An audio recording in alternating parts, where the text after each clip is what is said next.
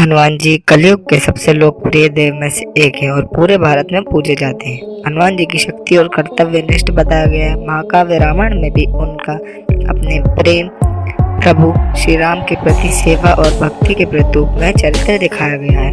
हनुमान जी को भगवान शिव का अंश भी माना जाता है और वायुदेव उनके पिता और अंजना माता उनके रूप में बताई गई है। कहा जाता है अंजना माता एक अप्सरा थी और एक भूलवश ऋषि दुर्भाग्य के द्वारा उनको वानर रूप बनने का श्राप दिया गया था। अंजना वानर राज केश की पुत्री बनी और उनका विवाह सुम्र पर्वत वानरराज केसरी के साथ हुआ। इसलिए हनुमान जी को केसी नंदन भी कहा जाता है। कहा जाता है कि राजा दशरथ ने अपने पुत्रों की प्राप्ति के लिए यज्ञ का आयोजन किया था और फिर यज्ञ में से एक फल निकला। उस फल को खाने से पुत्र की प्राप्ति होती। तब तीनों रानियों ने उसमें से फल खाया और बाकी बचा हुआ फल एक पक्षी छीन के ले गए। तब अंजना एक पर्वत पर टहलने निकली और पुत्र प्राप्ति की लालसा कर रही थी। तब वह पक्षी उस पर्वत के फल फेंक के चला गया। तब वायुदेव ने उस फल को उठाकर अंजना को दे दिया और फिर शिवजी प्रकट हुए और उन्होंने अंजना को निर्देश दिया वह इस फल का उपयोग करे। ऐसे करके उन्होंने हनुमान की कल्पना की। वही बचा हुआ फल के हाथ में पक्षी ने छीना था। अंजना ने वही फल का उपयोग करके हनुमान जी का जन्म हुआ। इसलिए श्री राम हनुमान जी को भरत के समान भाई मिले थे और भाई कहते थे। जब हनुमान जी ने शूर निगलने की कोशिश की थी तो आइए जानते हैं क्या हुआ। एक बार हनुमान जी को भूख लगी।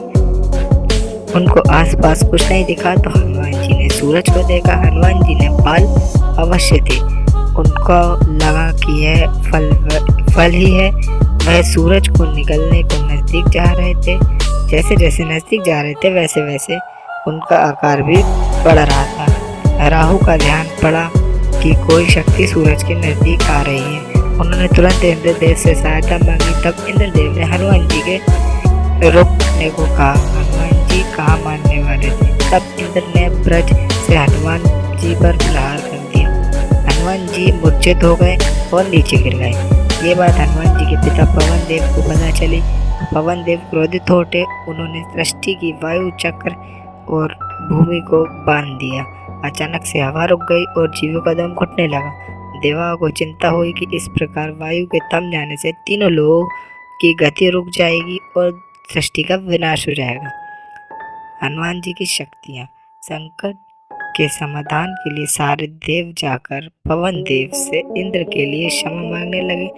उनको शांत करने के लिए सभी देवों ने अपनी शक्तियाँ और वरदान देने लगे। जैसे ब्रह्मा ने अमृता का वरदान दिया और कहा वे अपनी इच्छा से अपनी उपस्थिति बदल सकेंगे। सूर्यदेव ने कहा कि वे अपनी ऊर्जा और चमक का एक हिस्सा देंगे। वे जब चाहे उन्हें वेद का ज्ञान भी सिखाएंगे। वरुण ने कहा वे लंबी उम्र के बावजूद वे पानी के प्रभाव से अप्रभावित रहेंगे। यम देवता ने कहा कि वे उन्हें कभी यमंता से डरना नहीं पड़ेगा।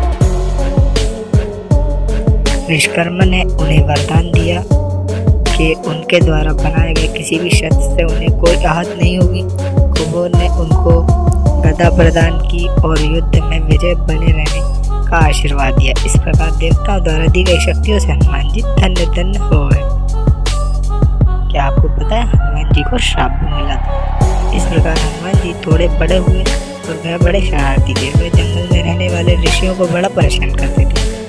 उनके नटखटपन से परेशान होकर एक ऋषि ने श्राप दिया था कि वह अपनी सारी शक्तियों को इसी क्षण भूल जाए। माता अंजनी को बात जब ये पता चली तो माता ने बालक की भूल का पश्चाताप किया और ऋषि ने क्षमा मांगी। तब ऋषि ने बताया कि जब वह इस शक्ति से ज़्यादा आवश्यक होगी तब उसे कोई याद दिलाएगा। तब उसे अपनी सारी शक्तियों का स्मरण हो जाएगा।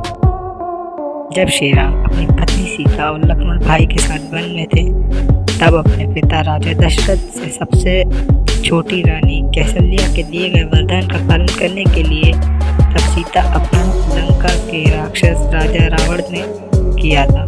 जरूरत के समय इसमें हनुमान जी ने श्री राम और लक्ष्मण का मुलाकात की और उन्हें वनस्पतियों के द्वारा निर्वाचित राजा सुग्रीव के पास ले गए। श्री राम मदद ने सुग्रीव से अपने बड़े भाई बाली को मार डाला और किरकिरा कर गद्दी पर फिर से हासिल कर ली। इसके बदले में सुग्रीव ने श्री राम को सीता को खोजने में मदद करने का वचन दिया। ऐसी अनेक वीडियोस की जानकारी पाने के लिए हमारे चैनल को सब्सक्राइब करें। पार्ट 2 में आपको आगे की जानकारी बताई जाएगी, जिसमें बताया जाएगा कि हनुमान जी बूटी लेने कहाँ गए थे, हनुमान जी की परीक्षा कैसे ली गई और इससे जुड़े हुए तथ्य। धन्यवाद।